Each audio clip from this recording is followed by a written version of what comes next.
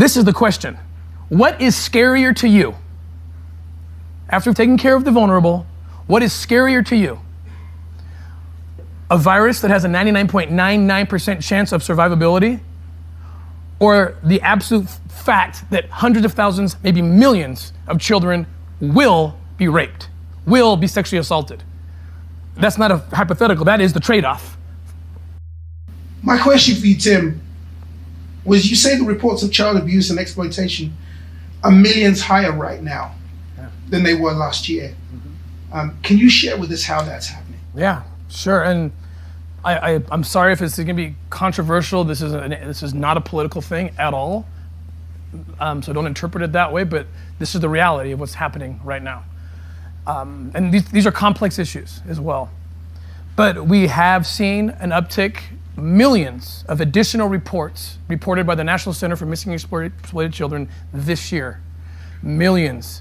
We run a few labs throughout the world, digital forensic labs, where we are supporting our law enforcement and they are tracking all these cases coming in. But I talked to the AG here in Utah. It's like 50 times more reports coming in. They can't handle them. What's going on? What's going on is we, as a society, decided that we needed to shut down and lock down the infrastructure, schools, businesses, everything else because of COVID-19. And decisions were made based on available data, and that's what the decision was. Well, again, the kids are quiet, the kids aren't loud, the kids can't protest, they can't organize, and so no one brought them to the table to talk to them. How will this affect you? When you take out the infrastructure, like schools and after-school programs and sporting events, you take away a safety net for children. That keeps kids safe. We take for granted. We don't take it for granted because we understand we work in places like developing countries, like little Haiti, right? That's number 3 per capita in the world for trafficking. Why? Well, we've known for years why. They don't have the infrastructure that other countries are blessed with. They don't have the schooling infrastructure, so they're vulnerable to traffickers. And we just made our country like that. That's what we did. A country without infrastructure. And mom and dad are struggling for their jobs, trying to scavenge for food, so they're not paying attention. Here you go, little, child, son, daughter, take the iPhone, take the laptop, do your schoolwork, stay in this corner, don't leave. Me and mom got to head out to save our family. And guess what the pedophiles are doing? They're also on lockdown. Their jobs are suspended or they're working from home and they're on their laptops. We can track the chatter. And you know what they're saying? This is horrifying. It's harvest time. The kids are alone. We're over here. I just gave you that story that happened, the Hardman arrest. That's happening by the million right now. We won't even know the consequences for years to come. Millions of lines are out right now, and it'll be several years before we start seeing victims pop up, say, I was taken, I was hurt, I was abused, and this is where it begins. Now, this is the part that's going to get maybe controversial, but it is what it is. We have data now, and I'm not a scientist, but I'm very interested in the data because the data affects our work. And we know this. The CDC agrees every single non-political, non-partisan healthcare provider, scientist from Harvard, from Stanford, from everywhere, CDC even, if you look at it, they are telling you this. If you are 65 years or younger, you have a 99.99% of surviving COVID if you get it. I'm gonna say that one more time so it sinks in. If you're 65 years or younger, you have a 99.99% chance of surviving COVID. So we go further into the data. Now, if you're older than that, very dangerous, extremely dangerous. Lockdown, quarantine, stay out. But when you consider the trillions of dollars that the government has already spent to bail out businesses, you can take the tiniest fraction of that.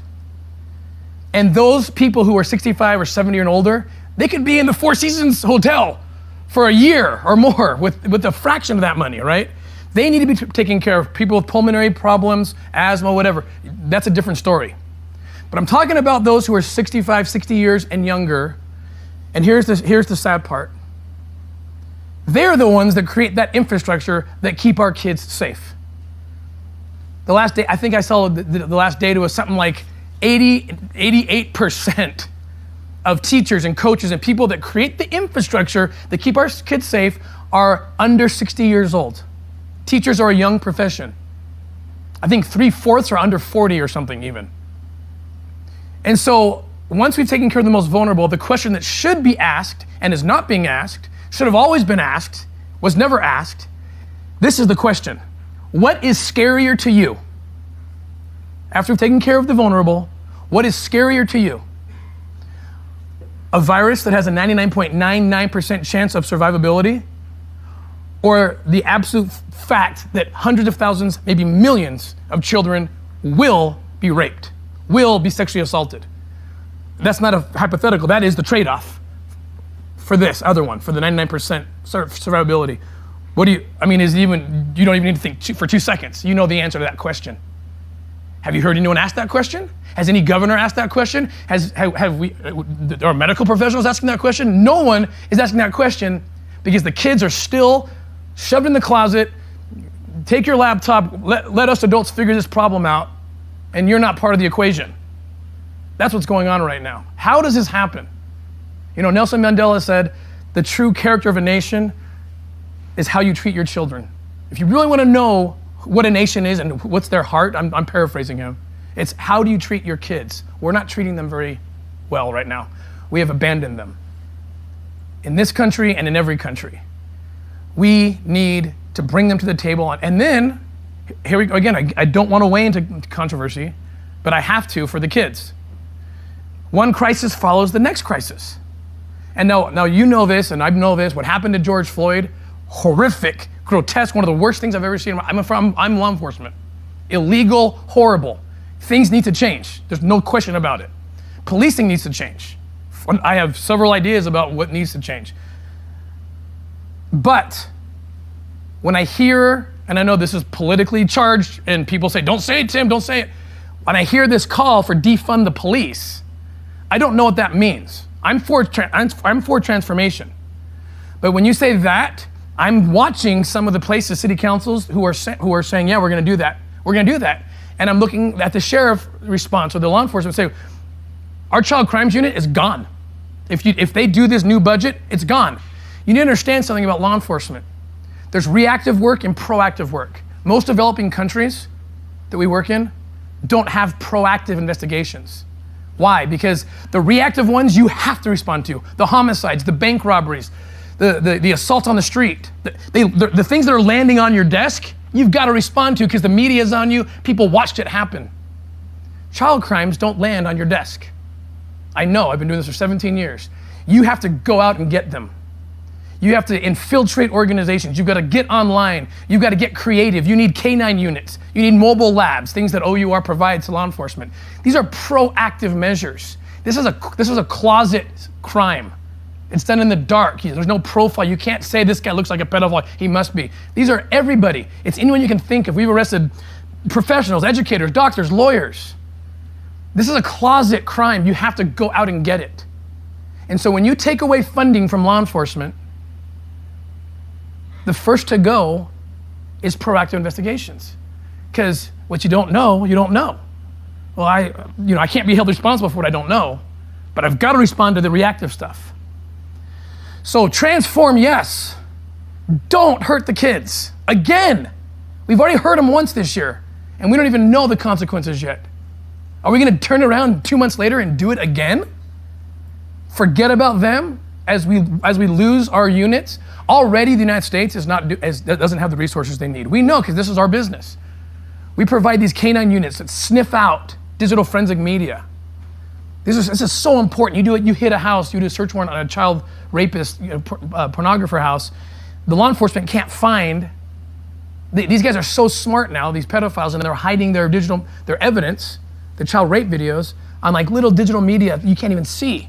They hide it in carpets, they hide it in ceilings, whatever, they hide it. And the human being can't find it.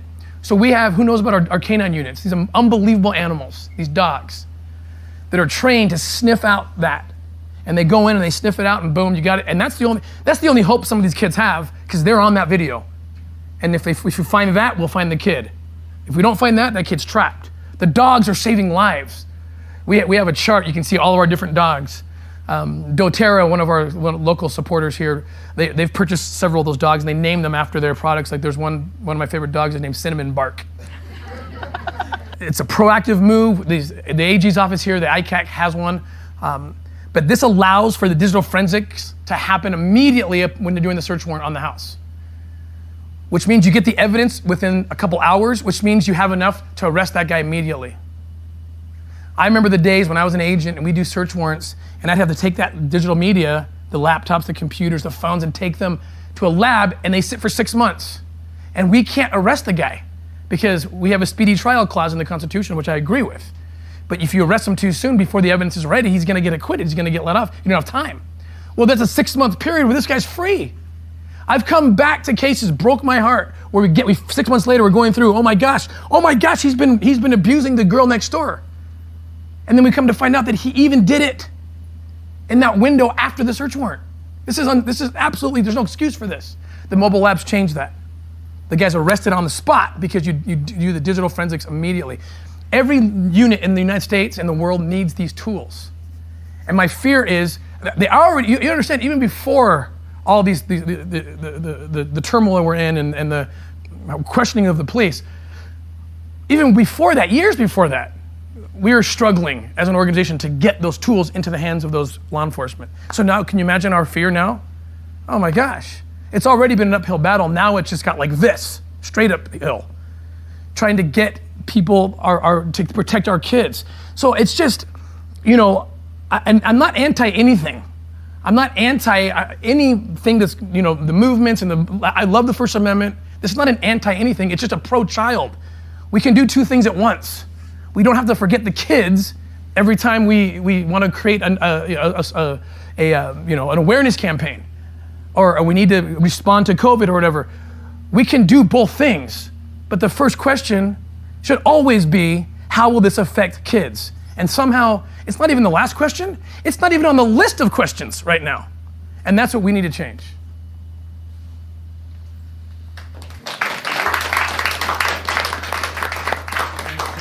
Is my face all red? I just feel like I'm sorry. I get so upset and passionate. It's good to have someone passionate. I feel like my face is like bright red right now.